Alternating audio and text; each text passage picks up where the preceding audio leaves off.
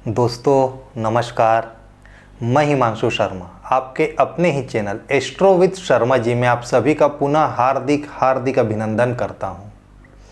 हम बात कर रहे थे कुंडली में बनने वाले योग और दोष के विषय में।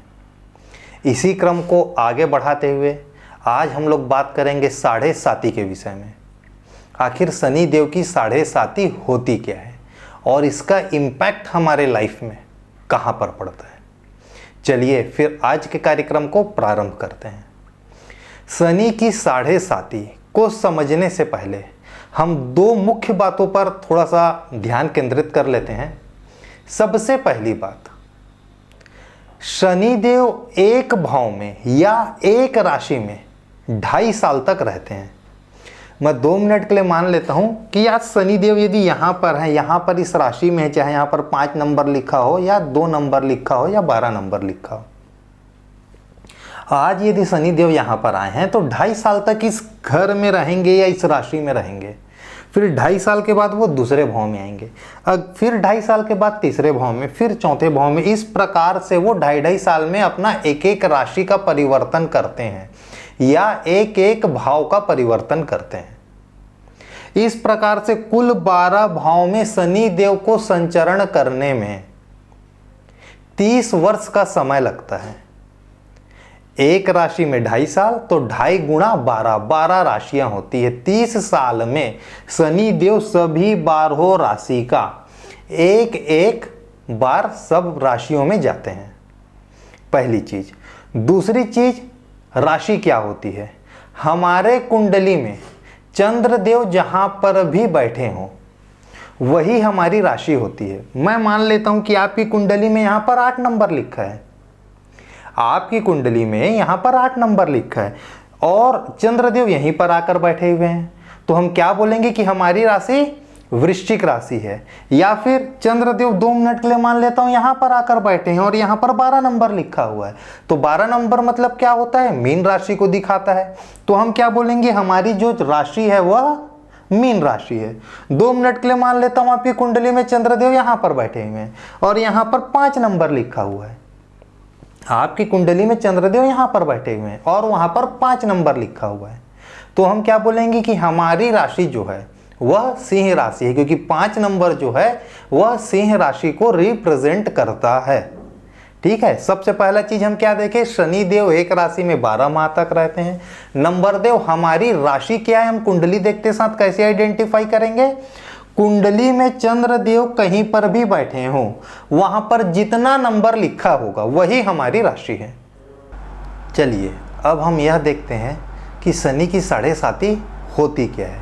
यदि मैं वर्तमान परिप्रेक्ष्य में बात करूं तो शनि देव वर्तमान में 10 नंबर की राशि में अर्थात मकर राशि में संचरण कर रहे हैं। ठीक है। चलिए मैं एक एग्जांपल के थ्रू आपको बताता हूं।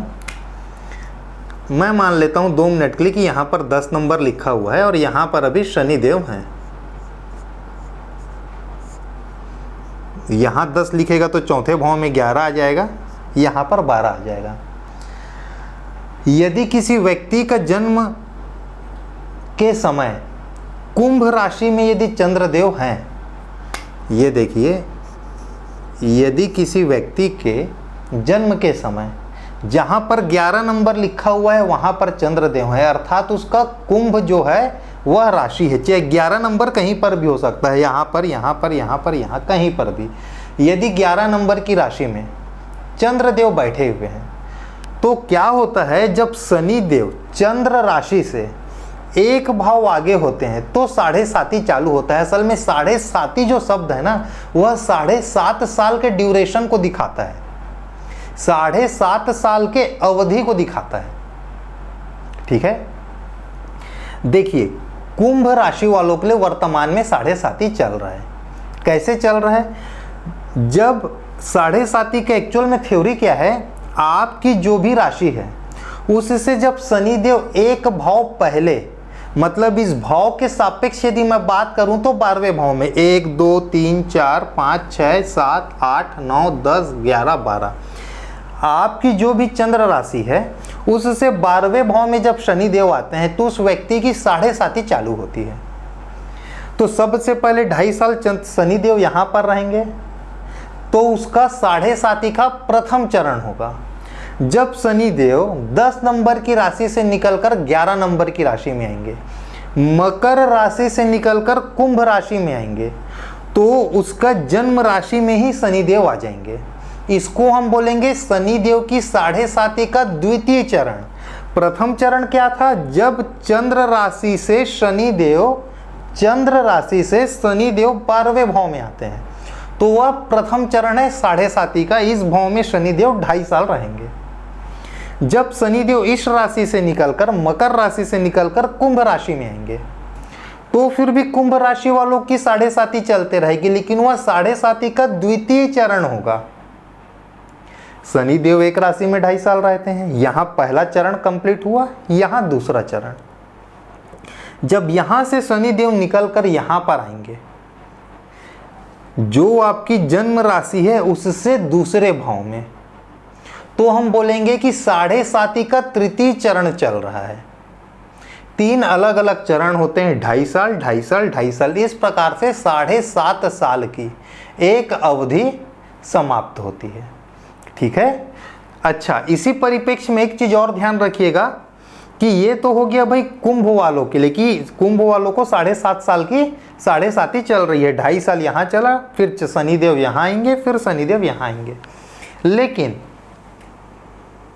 यहाँ 10 नंबर लिखा है, मतलब दूसरे वाले भाव में 9 नंबर लिखा रहेगा। इस 9 मतलब धनु राशि वालों को भी शनिदेव की 7.5 चल रही है। कैसे चल रही है? जब 8 नंबर में शनिदेव रहे होंगे, तो धनु राशि वालों के लिए पहला चरण रहा होगा। जब शनिदेव 9 नंबर में पहुंचे होंगे, जब शनिदेव 9 नंबर की राशि में पहुंचे होंगे, धनु राशि में पहुंचे होंगे, तो धनु राशि वालों के लिए वह दूसरा चरण रहा होगा। और जब शनिदेव 10 नंबर की राशि में आ गए, मतलब धनु राशि के सापेक्ष दूसरे भाव में आ गए, तो धनु राशि वालों को भी अभी 7.5 चल रही है, लेकिन 7.5 का तीसरा चरण चल रहा है। 7.5 का तीसरा चरण चल रहा है किसके लिए? धनु वालों के लिए। और जो कुंभ वाले हैं उनके लिए 7.5 का प्रथम चरण होगा। इस प्रकार से हर एक व्यक्ति का अलग अलग समय में शनिदेव की 7.5 चलती है। अब 7.5 का इम्पैक्ट कहां पर पड़ता है हमारी लाइफ में? देखिए, माफ कीजिएगा, चंद्रदेव और शनिदेव आपस में मित्र नहीं है, आपस में यह शत्रु हैं। तो शनिदेव की 7.5 का सीधा इम्पैक्ट पड़ता है चंद्रदेव के ऊपर। चंद्रदेव कारक किस चीज के हैं? हमारे मानसिकता के। तो जिस समय लोगों को 7.5 चलती है, जिस समय लोगों को 7.5 चलती है, उस समय कहीं ना कहीं पर वो मानसिक डिप्रेशन की ओर जा सकते हैं।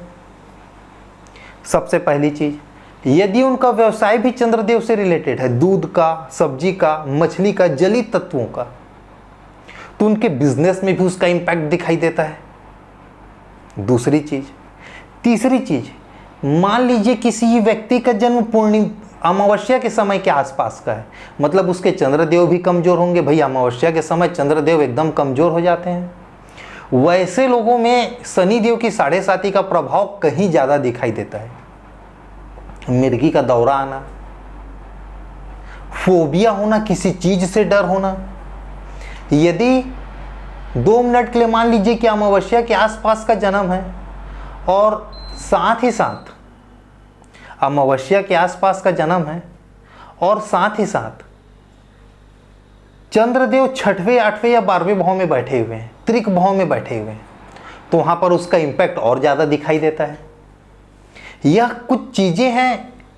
देखिए, जैसे किसी व्यक्ति का जन्म कर्क लग्न या सिंह लग्न में हुआ है, कर्क लग्न या सिंह लग्न में हुआ है, तो कर्क लग्न वाले के लिए शनिदेव 7वें और 8वें भाव के मालिक होंगे।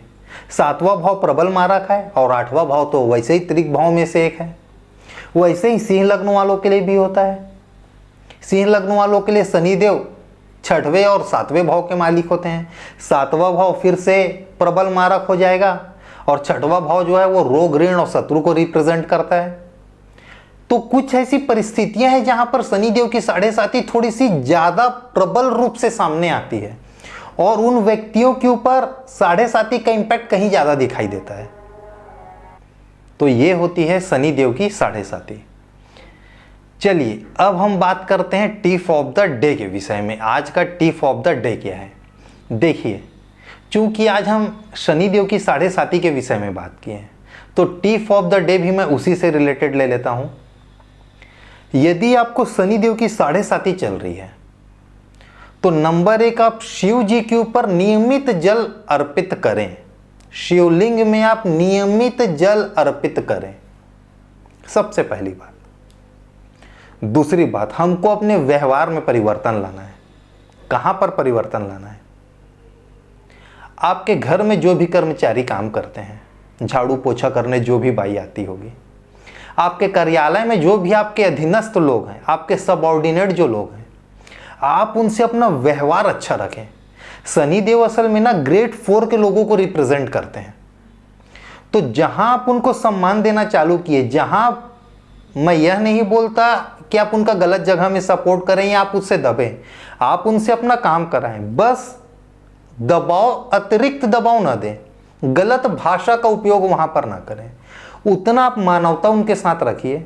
यकीन मानिए, शनिदेव के साढ़े साती में यदि आपको किसी भी प्रकार का परेशानी आ रही होगी तो उसमें इसका सीधा इंपैक्ट पड़ेगा और वो शनिदेव का दुष्प्रभाव वहां पर कम होगा और लाइफ ज़्यादा स्मूथ और इजी गोइंग होती जाएगी आपकी। ठीक है, चलिए फिर आज के कार्यक्रम को मैं यहीं पर समाप्त करता हूं। अगले कार्यक्रम में फिर एक नए विषय के साथ मैं आपकी सेवा में हाजिर होऊंगा। आज के लिए आप सभी मुझे इजाज़त देवें। धन्यवाद।